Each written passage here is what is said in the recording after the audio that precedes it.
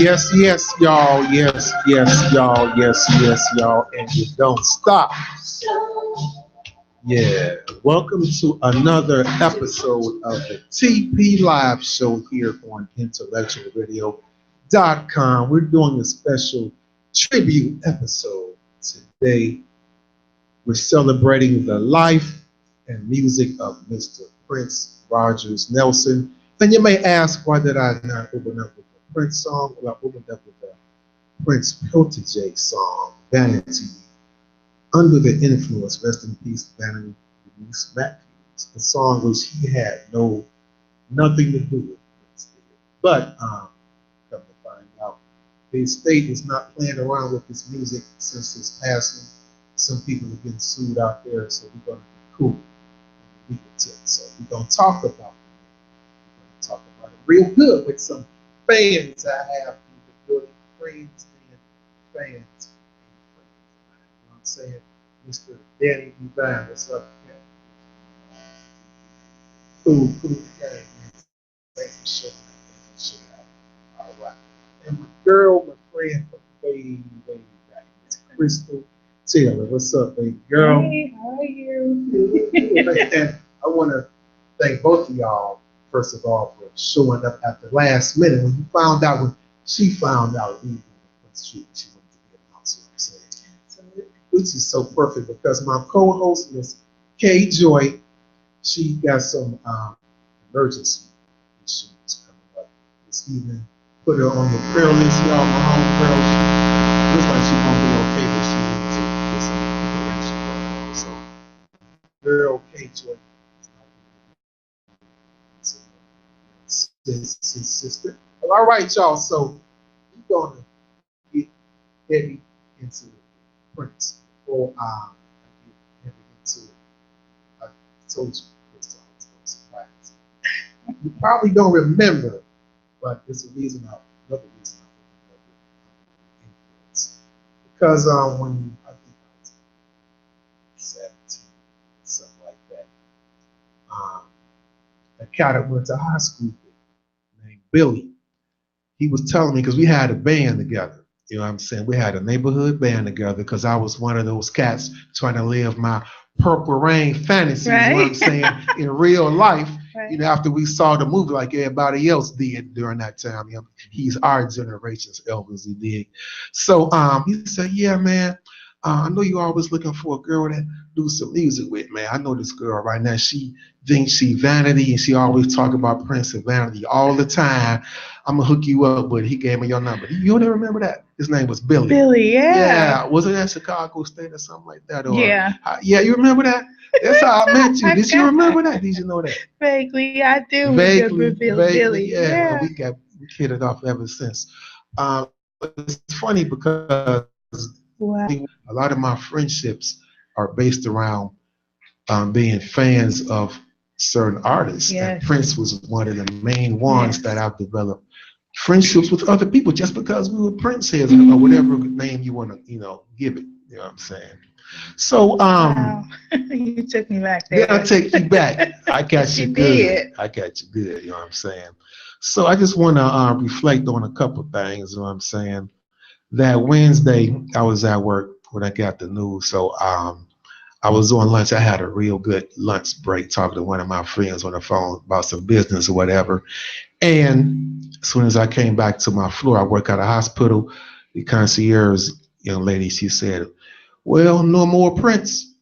So I said, yeah, so what's happening? Is he, retiring from doing music? I was cool, you know what I'm saying? So she said, no more Prince. I said, what you mean, girl? She said, yeah, Prince died. It felt like somebody just snatched a piece of my heart away, you know what I mean?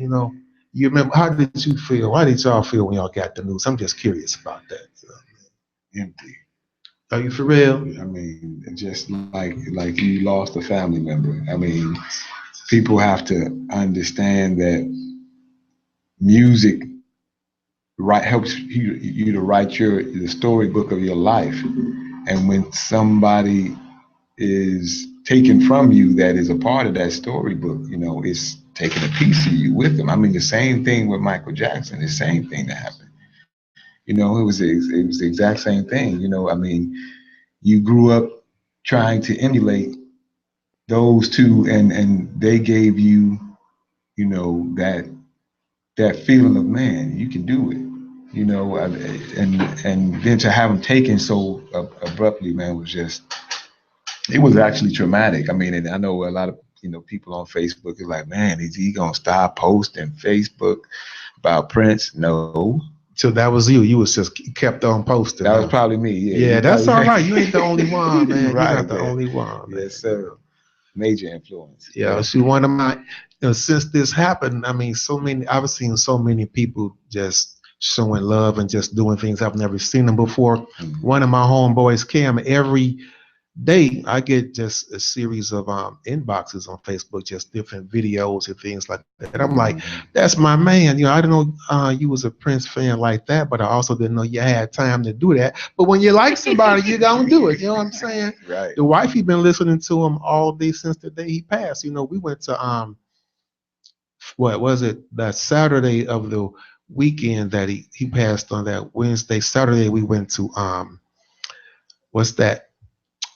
600 North Michigan to the show. They were showing a Purple Rain, at the movies, and it's been since Purple Rain was out that I saw it at the movies. You know what I'm saying? Y'all, how many times did y'all see it at the movies? Oh my God, I saw it 16 times. You did?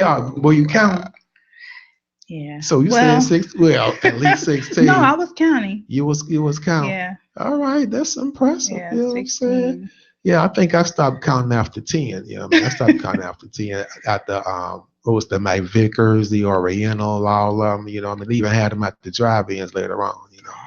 Yeah. Wow, that's taking me back. But so when we went there, what was so funny about it? So this is on the Gold Coast at the movies on the Gold Coast, and when you go to the movies, can nobody talk while you watching the movie? Well, I'm watching the movie. I don't want nobody talking, you know what I'm saying? Right. But it was a whole different vibe. Everybody was singing, clapping their hands, dancing, and crying. Boy, I had to put these on. So I got the Prince on that. They had to put them on that day because, I'm glad it was dark. I know I didn't mind shedding tears, but I'm too cool to let them see me cry still. You know what I mean? But it was heavy though. It was real heavy. Then you mentioned something about how he influenced you because you are a musician yourself, right? Yep, singer, songwriter, poet. Yeah. And he was a major influence, man. I mean, his first of all, just him being, to himself and just, letting you hear his music. He didn't want you to get fixated on the type of person that he was, like you said, controversy and everything. He wanted you to enjoy the music. Mm-hmm. He wasn't about, I want you to agree with how I dress, or he didn't care. He was a rebel, and he did his own thing, and that's what made me respect. And it's not, and just for the record, a lot of people, he was in that androgynous era, where you could, do all that. I was specifically into the music that he inspired.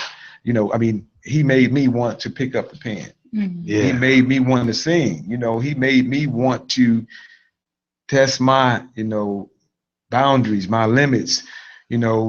Sing a little falsetto. I would, just test different, octaves in my voice, and then he made me want to do that because before that I was like, man, I don't think I could sing, high like that. But then I was like, okay.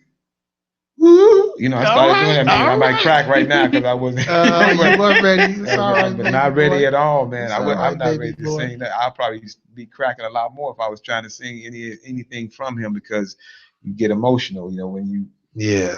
He was just he was a major influence, and I can't stress it enough. If people again see me on Facebook or posted in this, it's not going to stop. If There I you find go. something new that I didn't know about him, I'm going to share it. I'm not on Facebook to make friends. I'm really more so to spark love and curiosity,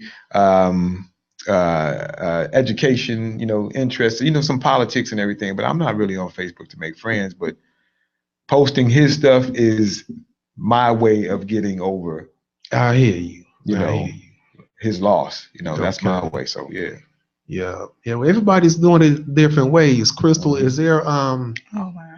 what? I mean, talk to me. I know you dug them from way back. I just talk to me, baby. Oh Get it wow. off your chest. You know what I'm saying? I first heard the news. My oldest daughter called me from Paris and asked me, "Mom, are you sitting down?" And I'm like, "Yeah, why?" She's like, "Mom, Prince died." And I was like, "Chanel, shut up. Stop playing. Mm-hmm. Don't play with me like that, please." Mm-hmm. She's like, "Mom, he's no longer here." So I was like, I just got extremely emotional. I was like, I gotta call you back. So I didn't believe her at first because it was surreal. I mean, we just lost Vanity 2 months prior. Right. I mean, I still haven't got over that.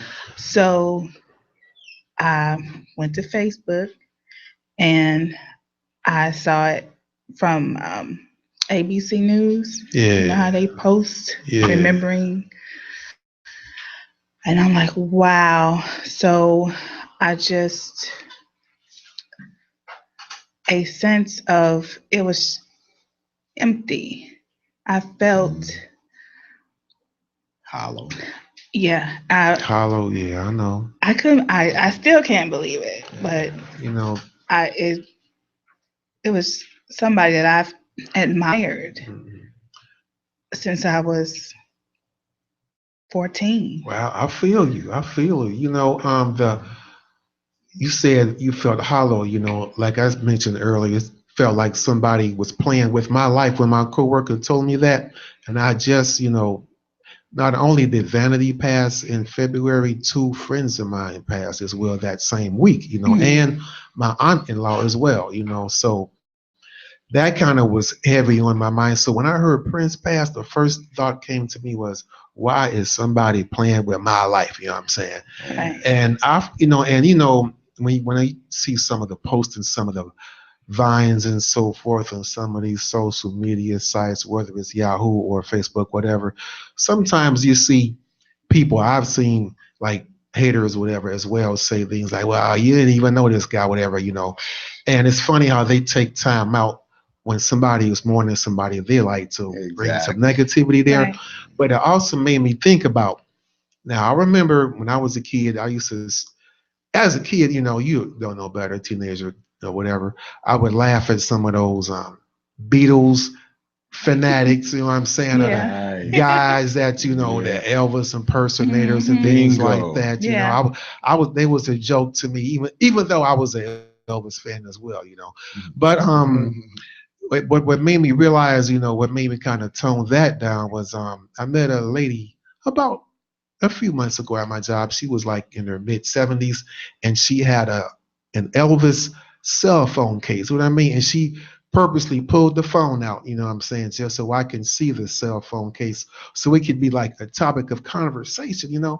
So then she really got into you had to be there when Elvis first came out, because before he came out, rock and roll was, everybody was in one place doing this, and you had the Everly Brothers, and they was nice, but they wasn't like Elvis. He busted the door down and he just did something to us ladies, and you had to be there. So when she kind of broke it down to me, it's funny, and this is while Prince was alive. I was thinking about Prince and Michael Jackson, so I said, I guess I understand now. So then when he passed, and I see me listening to his stuff and getting emotional and my eyes swelling up and everything, I'll think about her. So I'm like, so now I understand, you know what I mean? Because this dude, you know, like how you said what he meant to you, you know, he, for at least the generation that I'm from, he captured a certain essence that always remained in his music, whether it was risky, whether it was spiritual, but whatever it was always funky and it was always honest. Because me,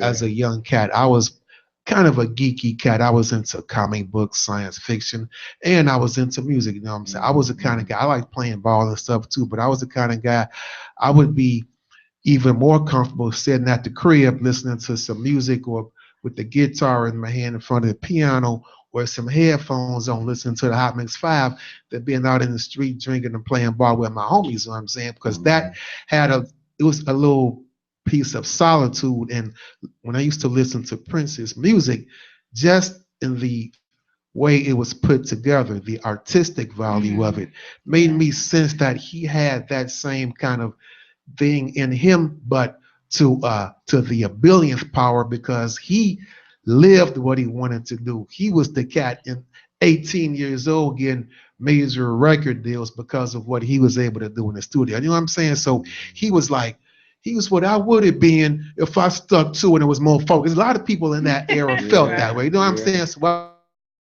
I felt that's why I had to take the Purple Rain movie that made me get on, want to learn how to play guitar and all that other kind of thing. You know, it's like, you know how I would describe him as definitely genius, and it upsets me at times when people try to make you or define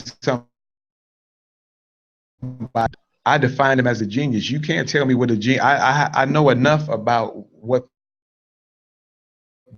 the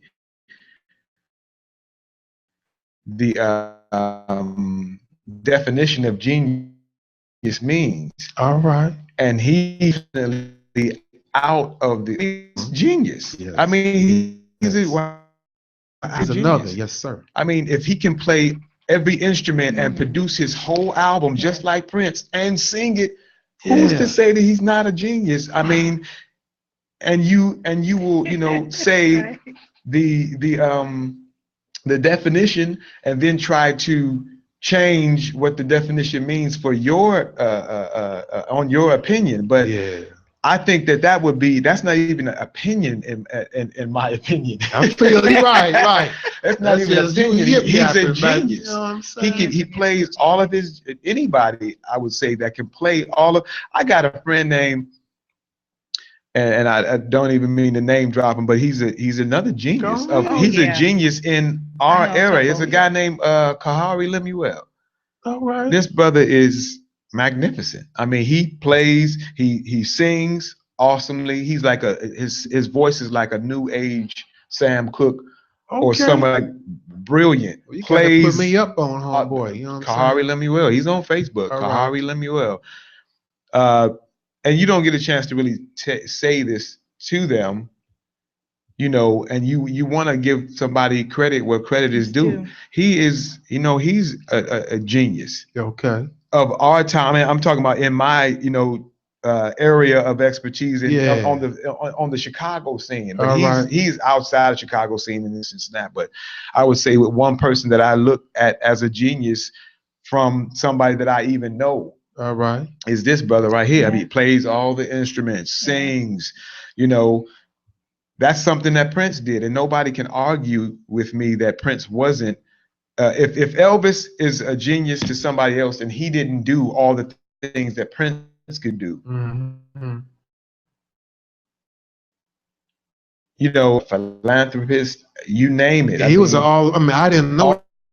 From what I'm hearing and finding out from people who do know him and people who have affiliated themselves with him, he was a stand-up cat. I don't know if y'all heard he took care of Lauryn Hill's family when she went while she was in the joint. Was you know what I'm saying? That's a real cat. That's a real brother. A lot of, did you know that when Spike Lee didn't have enough money for the X movie, he called Prince. He called Bill Cosby. number of celebrities that came through. All right. That came through. Saying. People don't hear these stories because he's not a glory hound. He's not looking for all. I need modest. He's not going to, you know, do something or take somebody a check and then have some camera people right. They have right. They do a press conference while I'm giving you this check. Oh yeah. You know, I don't want to bring a lot of attention to myself. No, he's not like that. There's a lot of phony people out here that inadvertently they want to make put this fictitious little act on, like, oh, you just caught me in the act of saving a dog, and now I want to, you know, I want to look good on. It's about publicity about everybody else. He was nothing like that, and that shows you the true soul of a person when he does good and does not expect anything in return. Right. Not even a thank. He doesn't even expect a thank you. If you do say thanks, you know, thank you for that, but you don't even have to say thank you because your thank you is accepting his gift. Well, the testament to that is mainly we didn't find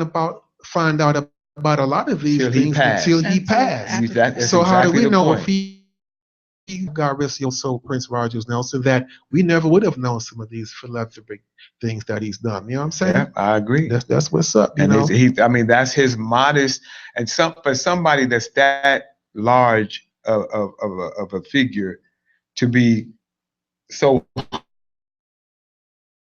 humble, inspiring in itself. That makes you want to do great things quietly. Yeah, right. Yeah. You know, I mean, that's I think like great leaders and kings and people like that, you know, do big things quietly, and you just see. You don't hear them talking, see them doing a lot of actions. Yep. And the results of their actions, the evidence of the work. Bingo. You know what I mean? Yes. All these politicians talking a good talk. Everybody talks a good talk, but where your footprint gonna be at the end of your conversation? Amen. Amen. You know, real talk. I mean, what's your path? I mean, are you gonna walk what you just said? Yeah. Spitting out, you know, pointless rhetoric, just get people excited. Yeah. You know, and his, you know, and it was something that I saw on Facebook. He was one of the very few artists that you can say he was never in some type of scandal about him. The only controversy you heard about him was his album. Yeah, right. There you go. Because his music was so cold, it was groundbreaking and edgy, and his performances as well. They gonna make you talk. You know what I'm saying? Right. Prince Wood. His album releases were events. You know what I'm saying? For real. I believe that. But I want to say something kind of funny at the same time.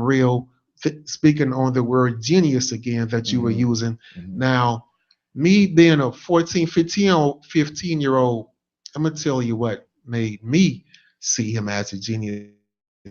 And it's something I'm saying, but it's gonna make sense. So I'm serious. So I was aware, you know, I mean, I didn't see him play all these instruments, but I was aware based on what was reported. But I definitely was aware of his, you know, of him producing and playing all the instruments on his albums and so forth. So,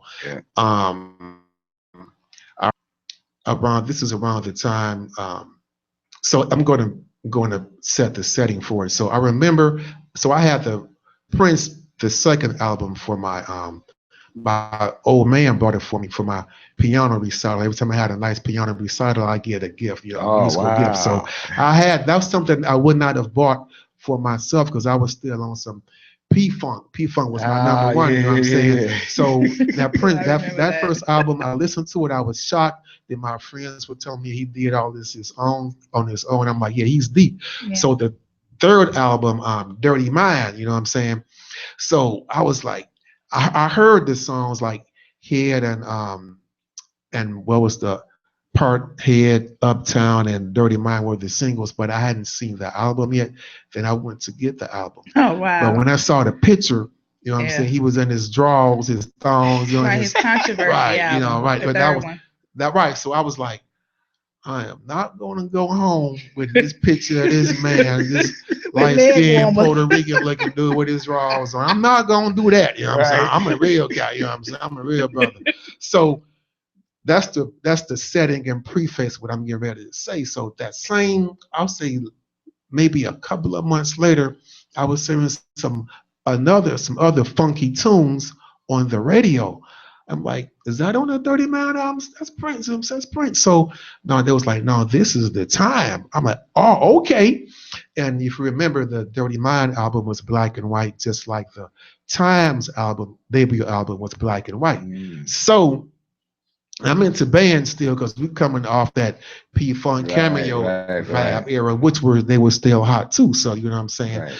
So I look at the album. I'm like, oh, okay. And they were saying Morris Day was Prince's cousin, which he wasn't, but that was a nice publicity thing to get us to accept him. I'm like, oh, okay. So this cat Prince cousin, yeah, you could tell he looked just like Prince. You know what I'm saying? So and he cool. So I could take this home. He ain't got no draws, and he was on there talking that player stuff. You know what I'm saying? So so the fact that Prince helped us, cats like me, accept the music, because we still love the music style anyway, but he lived that music through another I guess personality, through Morris Day, who is his own self. Morris Day, of course.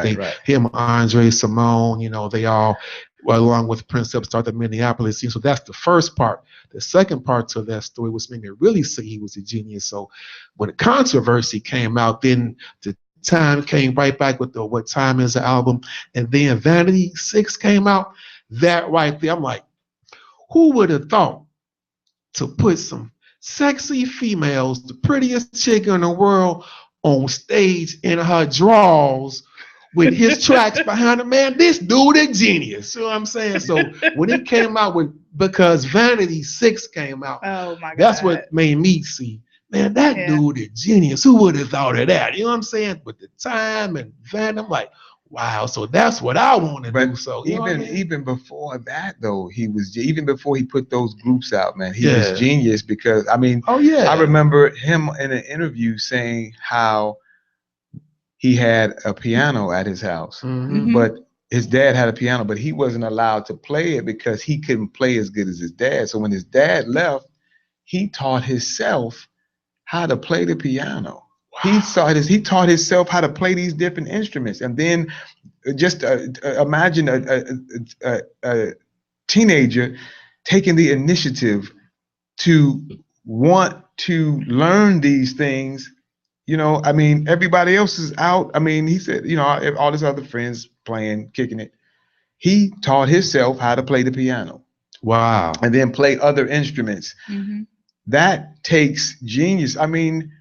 You can't take genius from someone who has it in them. It's almost like it's not an argument. Like if somebody say, "Oh, Stevie Wonder ain't no genius," come on, man, shut up. Right. Stop it. If you were blind, you couldn't make your way to the front door, and he'd have made his way across. Okay, you know what I'm saying?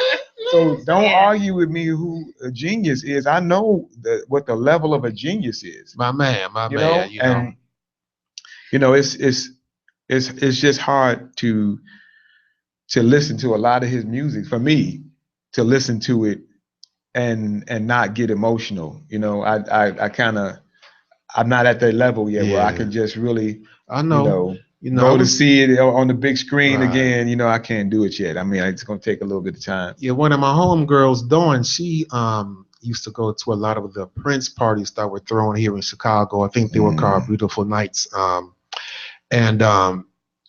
spoke to her yesterday, first time since he passed, and she lived, breathed, slept Prince. She said, I haven't listened to his music since he died. She said, I can't do it. Wow. I might break down and not come back from where I go once I break down. You know what I'm saying? So everybody got their own way of dealing with it. Man. Yes, they do. You know what I'm saying? Yes, they do. So yes, sir. Definitely taking time. Yeah. Well, me, I'm just trying to, myself, how I'm dealing with it is just not sitting on my butt being a punk. We all get our different ways of how it affects us. I'm just knowing, you gotta be true to what you're doing. You know what I'm saying? Be real about it. You know what I'm saying? And just roll with it. Let the funk flow. You know what I mean? Another thing I wanted to mention about what he was doing, though, Prince, and actually around that time as well, during the Purple Rain era, things of that nature. I was a teen, and it's funny how a whole musical movement and scene can be based around one person. So as I was coming up in Chicago, there were three main scenes. I know many of y'all could probably relate to this. There was the hip hop scene was getting Oh big. yeah. You had Fat Proof came out too. Right, It's correct. funny they Yeah. had Prince scene was so heavy. The heat that was spearheaded from the Minneapolis scene that when Crush Groove came out next year or later, to have somebody from the scene in there, they had to Right. put Sheila With E. as their Sheila E. love Yeah. interest. You dig what I'm saying? Peep Mm, then. The next year, Vanity had to come out with Last Dragon. You know what I'm saying? So they had to keep it right. going. It was heavy. Right. So there was the Prince scene, the hip hop scene in Chicago, the house scene. Oh You dig yeah. what I'm House saying? scene. All Absolutely. you know what I'm saying? It was House head. all House head for happening life. at the same time. You know what I'm Hmm. saying? So it was heavy when Yeah. a whole nationwide, actually, seeing that influence people worldwide can be started around the nucleus of one man and what he was doing with That's his piece. That's amazing. that's deep, ain't it? You Ain't know that what's deep? deep? You know You know what what's I'm so saying? deep is just his influence, man. I mean, his influence was so. I never saw so many men look like women. I mean, Well, I and know, no, no, you keep it real. And but real was talk, getting more and women was getting more women. than the guys I was hard with the Listen. J girls. Look, You know what man. I'm Remember saying? the Look, Prince impersonation contest?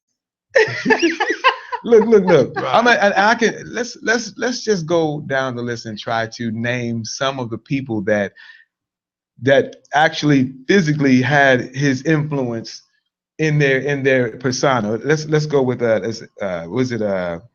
is it Jesse Johnson? We're gonna go there real Go quick. there. Let's go there. Let's Jesse go Okay, I there. got Johnson. I got Jesse some Johnson. visuals. First, you bring up and this and Jesse. They saying no this because Jesse one of the coldest brothers ever. Right. This is my cat. This is Cole Oh album. So yeah. man, and so this is the point I was getting ready to make. I ain't trying to cut you off. That's the Look at Shockadelica that. album. Oh yeah. That's cold. So Now, just to give the audience a little visual, yeah, on this album, he's got on a leopard print, like little hat, right, like something. Honestly, like something that I would say my aunt or my mom would wear to church or right. something. He's got the beads on. I mean, but that But to me, was he was player, man. To it was me, you know what I'm player. I mean, it saying? was the island. Look at Let's pull that up again. the thin mustache. Look at all Right. the thin mustache, the shiny Lip gloss, lip you know what gloss I'm stuff, saying? The poked out Eyeliner. eyes, you know what I'm saying? you had Ready for the World. If Ready Oh for the my World was goodness. not straight Oh up, my God. then Right. I want your lips. I Right. mean, I want you to love. All the little extra sounds and the come on, oh, and the S's and everything. Prince, What Gio? Remember him? Giorgio. Remember him? He was he wow. wanted to be Crazy. Prince. You know what I'm Man, saying? look. Remember, you know what I'm saying? And it was like, but you know what? This is But it was good because the music was still good. Because when the you music are was influenced awesome, man. by the best, Yeah. you're gonna have us a I'm gonna good trickle emulate down them. effect. I call it the funk, spirit Yep. of the funk. You know what I'm I saying? like, you know what? And Yeah. I was always a Prince fan from Lady Cab Driver. Oh, Oh, That's man. where mine spun off, and then the more everybody else say, "Oh man, when you competing with other deeper Prince fans, say, oh man, you don't remember the first two albums? Oh shut up!" Oh, I was yeah. like, It's okay. You got For what you you, like. for You know what I'm me. saying? yeah, The But very Prince first one. fans generations. You know what I'm saying? Yeah. There's people who got into him in the 90s and 2000s. Mhm. He never stopped. You know what I'm saying? Exactly. Yeah. He was Stopped. always pulling in right. I mean, all the way up until Right. You know what I'm Right. saying? present. Right. I'm gonna go back on what you were saying too. Do you remember the deal? Yeah. LA and Babyface On did two that too. occasions. They had them lips. They had them Yes. mustache. You know what I'm saying? Everybody The- was doing it. You know what I'm The saying? parallels are Yeah. amazing, man. Yes. I mean, but he made it cool to Yup. wear eyeliner, put you on some. Heels. For the record, I ain't never got I away with did that. it I too. was from the west side Right. of Chicago. I couldn't get away with that. But if I There was you go. in the music, I would have probably tried something of this to get into the eyes Right. and the hearts of the women. It's like it was stripped out, but back then it's like the more feminine you acted on with your music, the better you did. But again, that goes back to what made me say how smart it was for the time to come out with the same sound. So brother like me had my Stacey Adams eating baggies. He did when I'm saying, you know what I'm saying? Got a Maserati you know what I'm saying? Right. I'm you know so what I'm saying? cool. What about the band Maserati you produced? Our Maserati. black rock, hard rock Yeah. funk band. Remember that? It was so we gonna go this real quick with the visuals. And you know what? And it was a two-guy group. They kind of reminded me of Milli Vanilli. They never came out. They were always on the back of Right On magazine called Good Question. Okay. It was a group called Good But they never Question. came out. They never did anything. They and I was had like, the yeah, look, Prince. though. They reminded me of Milli Vanilli. I think before Milli Vanilli even came out. Yeah, they I had the remember seeing iron pictures toe of- boots. They had on maybe braids and stuff. I was like, wow. We could go forever with it. Mickey Free. We can go forever with it. Forever. We So can keep going. I remember when this album came out when I was in grammar school. Oh yeah, that's. I think the prettiest girl in school we used to have to get book covers for our textbooks. And she had this, and a lot of people didn't know who he was. People thought it was Ricky Silvers. You know what I'm saying? Okay. It was like, oh, you got Ricky Silvers book cover? No, this is Prince. I was up on that. Soft and Wet. The best ones on here to me is Soft and Wet, Crazy You, and Just As Long As We're Together. So that's my opinion for you, Prince's debut. Next, we got. Now that's one of my Now favorites. that was totally genius. Yeah, Sign of the Time. This- For you.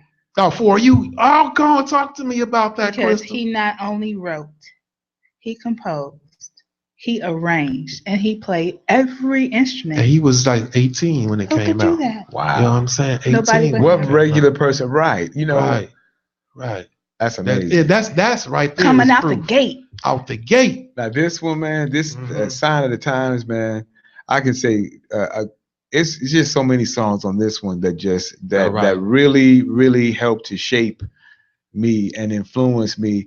I mean, Starfish and Coffee. Oh yeah. You sang that on Sesame Street too. Man, Oh, and that was the first time you know what's sad is the first time I actually saw that and was able to put a video. It really made me choke up. I mean, I saw it after he passed, and I saw it on Facebook, and I was like, that was my favorite one way back when this came out. I never saw a video for it, but to put a video for it, and it was just so innocent with Muppets, and you put the Muppets in, man. I was Yeah, I saw that. Yeah, I couldn't. Yeah, me too, man. That hit it for me. And then Strange Relationship. That's my favorite. That's my favorite one. Can't you know me well? Man.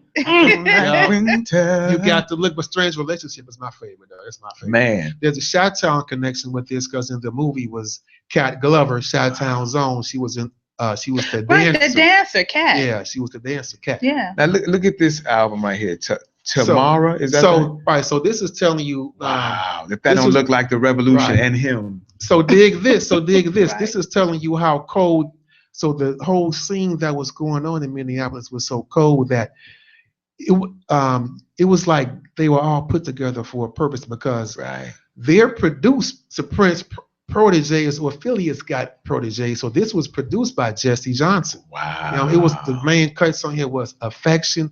All I want is affection. I don't know if you remember that. Baby, please, no rejection. I think that was they come out. So yeah, no. She had two singles on here, and Right. Everybody Dance produced by Jesse Johnson. Again, look at them all trying to have that look. Jesse's Sheila East band had that look too. You know what I'm saying? Oh yeah. Tamara and the scene. Yeah. So speaking of Jesse, I got some of his stuff. This is, but a lot of you probably don't know. This is another one. I thought this was Fast Girls. Jesse Johnson produced a song by Janet Jackson called Fast Girls before she got with Jimmy Jam and Terry Lewis. I bet you didn't know that. So she was already had her Al and the Prize. You know what I'm saying? She had an Al and the Prize. But I thought I brought that number. This is Come Give Your Love to Me, produced by Foster Silvers. When by Foster Silvers, speaking of the Silvers. And this again is Vanity. Rest in peace. One of the most beautiful specimens to walk the planet. And what's so cool about, so I'm going to give her some love too because she passed in February. You know what I'm saying? I always call her the carbon copy because your Madonnas, your Lady Gaga's, even Janet, when she finally came into her own, she took a lot of Vanity. You know what I'm saying? Vanity did it her way. You know what I'm saying? There's nobody that could fill her shoes, that could replace her. And actually, I had a guest on my show last month, Jill Jones, who did music from Purple Rain. She was a guest on here, and she mentioned one of the beautiful things she mentioned was that things that she mentioned was Vanity was not a clone of anybody. She wasn't Svengali. She didn't have like a puppet master behind the scenes of her career dictating how she should dress, walk, talk. Mode, right? And it was all her. So that's heavy right there. That's probably, if you remember, at least what the info out there in the media is, when Prince first met Vanity, he named her Vanity because he said it was like looking at the reflection of himself, probably because they both was doing their own thing. You know what I'm saying? That's spirits recognizing each other, games recognizing game. Wow. You know what I'm saying? So those are the visuals, y'all. You know what I mean? That's what's up. Yeah. That is what's up. Wow. Yep. Another thing I wanted to mention related to that, I'm just running my mouth. I'm just getting my I'm getting my mooring on and expressing myself. You hear what I'm saying? We at the crib, good, you know what I'm saying, about the Prince thing. Another funny thing I used to do is so when I had the band and everything going on when I was in high school, went after high school, we weren't a big band, we were a neighborhood band. So many things were happening, at that time musically. We was just pulled every which way. So I had a lot of influences going on from how, like, I had the drum machines at the same time. I had the band doing house, hip hop, funk, rock all at the same time. But what I would love to do is go to all the high schools in the city. I think I mentioned this in one of my other shows. And any group, especially the high school I went to, South Shore, any girl group that had enough balls to get on stage in their drawers and perform Sex Shooter or Nasty Girls, I was recruiting them in the band because I was trying to live the Prince Morris Day Vanity Apollonia fantasy in real life, you know what I'm saying? And it worked out sometimes it didn't, you know what I'm saying? But that's what you do when you're 17 years old, you know what I'm saying? That's what you do, what I'm saying? But yeah. That's all funny, man. I used to, and I think in grammar school, we used to have our little singing contest, and we were having me and this cat, Mario Singletary. Me and this brother, we went to grammar school together, and we would have, I sound like Prince, and then we got on. Oh my gosh. Then we got on. No, I sound like El DeBarge. No, they said I sound like El DeBarge. Oh yeah, that's another one. Another one. The whole El DeBarge. They had the whole look, the long hair, some across. They had that androgynous style that Prince originated. I don't know nobody who actually, was bold enough to go out there singing in their drawers and a thong and a guitar, and the ladies was going crazy. Yeah. I don't know. I didn't see nobody else doing that. He was doing it his way and pulling his way, ladies, man. Pulling. I was like, how was he doing this? And the most prettiest ladies pulling them. I mean, he was the pretty man. Yeah. And then when you being a man, it's just like he turned your understanding.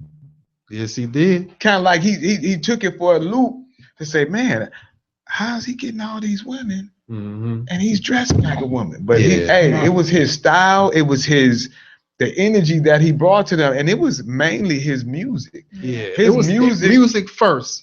Music pulled people in. It pulled your ears, and even if you didn't know what he was wearing, how he looked, his music made you. It was like his sound was just it demanded you listen. And like you don't have a choice. When I first heard When Doves Cry, I said, "What the hell is that?" Oh man! It was a video. I was living in Atlanta with my father. Oh yeah. I heard When Doves Cry. I was like, "What is that?" That opening. I was like, what? And then you were just locked in on the video, like he in the tub with no clothes on. Right. You know what I mean? But he got away with it. And it was just like, I think that it was almost like him, a whole crowd of people, and him running out to see if the coast was clear. And then he's like, okay, yeah, if the coast is clear, I'm grabbing all this fruit. And then everybody else like, oh, well, doggone, he head out there. Let's go head out there. And by that time, he didn't got him baskets of fruit, and he's doing his thing, and everybody is following his, his pattern. But he took the chance to do that. He said, I'm gonna be a rebel. I'm gonna run out here. I don't care what kind of animals is out here or whatever's out here. I'm gonna go get that fruit, and I'm gonna make my own, fruit company, whatever you want to call it, or I want to start, packaging this up and selling this, and then everybody else saw him like, all right, dog, let's go ahead and sneak on that. Okay, well he doing it good, man. Let's go get some of them oranges, man. Let me get some of them apples. By that time, he owned the orchard. Okay, because it's art, man, and art. It's not just music; it was performance art. Yes. It was theater. So you needed the risque songs. You needed the long hair. It's performance art. You know what I'm saying? And it made you feel it even more because he wasn't just talking about it, he was being about it. And what's funny though is that people didn't understand him, but he was a living representative for both genders. Yeah. I mean, he represented them both. He didn't just say, "Oh, I'm a man," and this one. He actually showed women the softer side of a man, the feminine side of a man. He wasn't scared to show women his feminine side. And just being an alpha male type of dude, you got to kind of respect, like, man, you got more heart than I got, because I couldn't pull that off. That took balls. And you know what? To co-sign on that, so one of my homeboys, like I was affected, as far as Morris Day and him helped me be able to talk to the pretty ladies. One of my homeboys, he was affected by Prince on that tip, what you were just speaking of. He got to on the sensitive side, but he seriously, but he got real sensitive, but it helped him get into the ladies' heads, and the ladies loved that about him. They loved it. You know what I mean? It helped him with the ladies in that sense. And I think that's what was so refreshing to women, is to see a man that wasn't scared to show his feminine side to them, because they were and then like now it's just everybody hard, everybody's hardcore, and everybody's rough and a roughneck and this and that, and it's like what tripped me out though is that Ralph Tresvant, he was like one of not to even mention another group, but he was missions that you thought would be the most successful if they went, out of here too. But Bobby Brown just blew that out. It was right. It was the most. He was the least likely expected. Right. But then when Ralph Tresvant came out with Sensitivity, I thought that he was gonna go to the moon with that, like, because ladies like to hear that. Cut too. Right, it was a cut, but we had already. Bobby Brown got there first. Man, Bobby Brown stepped all over that stage. He was the king of the stage, even if that was his first single album. He was the king of the stage. Then nothing you wanted to hear was, if it wasn't Bobby Brown, it wasn't him. I know. But when Ralph Tresvant made that, I thought, just being like, women want to see that sensitive side of a man, like that would be a hit. I'm sure that's why they wrote it. Like, man, okay, women want to see a man that's sensitive. Didn't really go too far. Right. We were Prince out of that. Able to do it successfully. Prince did it because he started off with that. Because New Edition kind of started off with a different. Yeah, they was they was hip hop. Yeah, they was a new Jackson 5. Yeah. Now. Right. And they dancing this and that and doing pop lock and this and that. So then when you go from that to it's like sensitivity, even though it was cold, it was cold. It was a tight song, but but the whole sensitive, Prince was one of the only ones that could really pull that off, and it be genuine. It seemed like some of the other groups were just trying to do it to get that female interaction or that female attention. Prince did it because that was part of him. You know what I'm saying? That was part of him. Yeah. And that's what made you respect him. It's just like, man, he's doing this, and he getting major women. But Prince had hella sex appeal. He wasn't afraid to express it. You know what I'm saying? And he represented it. And I got to give him, hats off to that, because he started a revolution. He really The revolution. The revolution. Right, And okay. everything that, you know, what's funny, man, is that his songs, everything that he said it was profound, and you didn't catch it till now. Right. We didn't, like, she broke down what Purple Rain was. And I What's was that? like, Talk to me about that. Please Oh, break my- that down, because that blew my mind when she was, Oh. I was like, you know what? I never really looked at Purple Rain, and now I look at it as a grown man, I see it totally different. What you see? Talk. Wow. Well, when Purple Rain came out, 84? I was, how old was I? 15, 16. Tell your age. Go ahead. Hush it. Hey, I'm proud. It's all right. You know what I'm saying? Hearing that song, you heard it. Okay, it's cool. It's a tearjerker. But 30 years later, or 30 plus years later, you're an adult. And I haven't seen Purple Rain since it came out in the show. So I went to go see it the following weekend after he made his transition. And the song took on a whole new meaning for me because, for one, I'm older. I've experienced more life experiences as far as relationships and things of that nature. So it was a different connection. It was a different correlation for me. So to me, what Purple Rain said was it was an apologetic song. Wow. Yeah. As far as my opinion. From what you see, yeah, it did. It was an apologetic song to someone that he loved, and he loved only how he knew how to love. And in doing so, he hurt that person that he loved, not on purpose. So to make amends, he only wanted,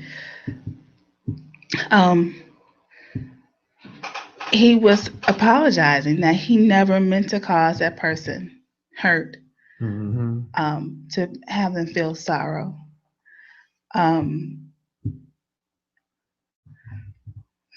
Okay, Chris, I feel you. But look, and then what she was saying that I wanted to piggyback off of is what she was explaining to me, that I got a different perspective from it,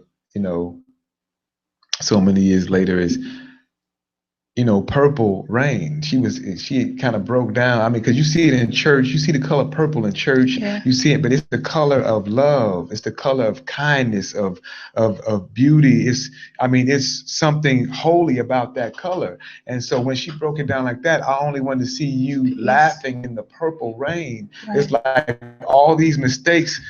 I just wanted you to be showered in love, Like and it's in a laughter, cleansing. and in life. That's what that color purple means. The color purple is a profound color, and he chose that color because it's the color of love. Everybody thinks red is not the color of love. Red is blood. Red is blood, right? I mean, they might compare that or put that into comparison with the heart, and the heart meaning love, but the real true color of love is actually purple. And it was just like, to have love rain down on you Right. is what I got out of it after she broke it down to me,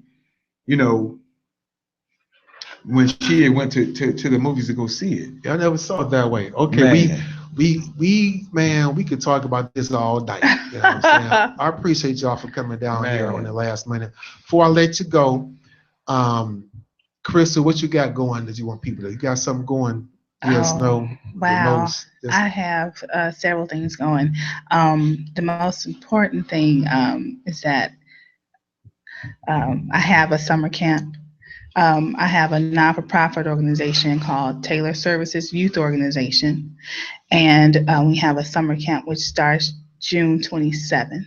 Okay. And we're currently registering for more information.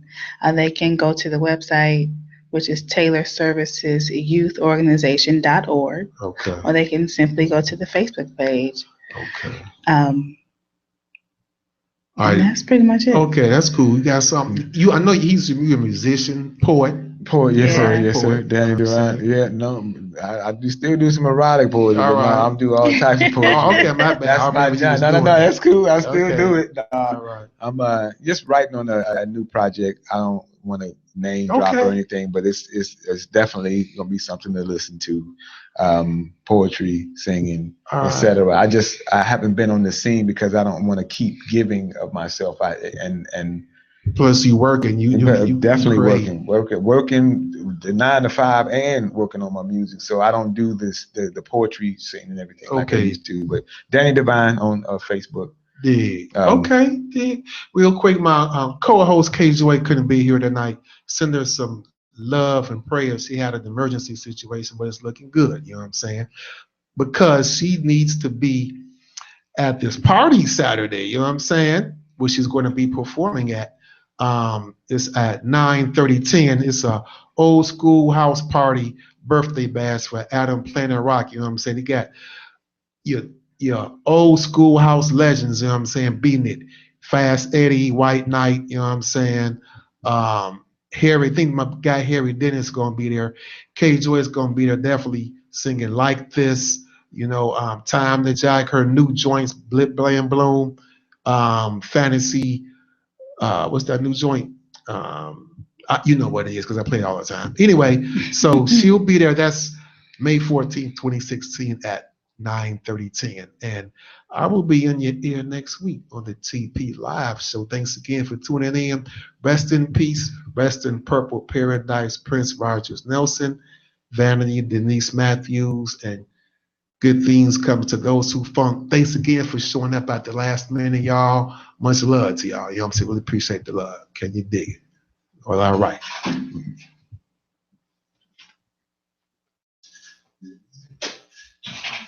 Man, that wasn't bad without me. Yeah, that's still a lot.